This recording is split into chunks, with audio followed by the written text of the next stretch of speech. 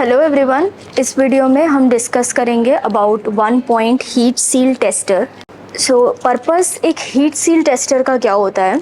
अगर मैं laboratory heat sealer की बात करूं, ये जो मशीन है ये ASTM स्टैंडर्ड को कंप्लाई करके बनाई गई है, दैट इज़ ASTM F2029, जिसमें एक लेबोरेटरी हीट सीलर की बात की गई है ताकि हम एक करेक्ट पैरामीटर सेट कर सके हमारे फ्लेक्सिबल फिल्म्स पे। क्या करेक्ट टेम्परेचर अप्लाई किया जाना चाहिए, करेक्ट प्रेशर अप्लाई किया जाना चाहिए, या क्या एक्चुअल सील टाइम जिसको हम ड्वेल टाइम कहते हैं वो अप्लाई करेंगे तो हमें एक स्टैंडर्ड सीलिंग स्ट्रेंथ मिलेगी सैंपल की और वो इक्विवेलेंट होगी। तो इंडस्ट्री के पास अपनी एक सील स्ट्रेंथ होती है न्यूटन्स में कि ये एटलीस्ट हमारा 0.4 न्यूटन लेना चाहिए या फिर जो भी उनका स्टैंडर्ड है, तो उस पर हमारा मशीन जो है वो कंप्लाई करना चाहिए। ओके, तो उसके लिए ये सारी चीज़ पैरामीटर्स पे बहुत ही इनिशियल स्टेज से डिपेंड करती है।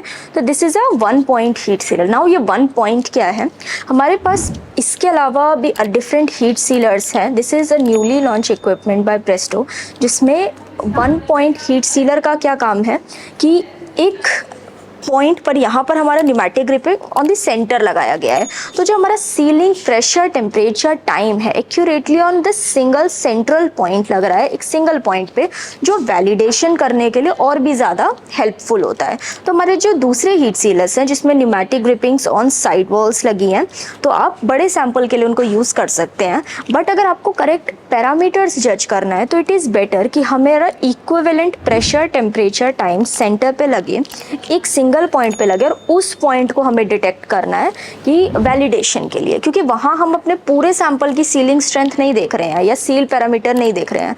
हमें चाहिए कि हमारे पास एक छोटा सैंपल हो, उसमें हमारा क्या करेक्ट पैरामीटर लगना चाहिए। तो that is more useful for the R&D and quality validation purposes. So ये इसकी HMI स्क्रीन है जहाँ हमारे पास टेम्परेचर्स दिए हुए हैं, upper and lower temperature. Pressure show कर रहा है कि हम कितना ड्वेल प्रेशर लगाएंगे। तो अभी फ़िलहाल लेट्स से मैं 3 बार का प्रेशर अप्लाई करके टेस्टिंग को परफॉर्म करूँगी, तो वो अप्लाइड प्रेशर के में शो हो जाएगा।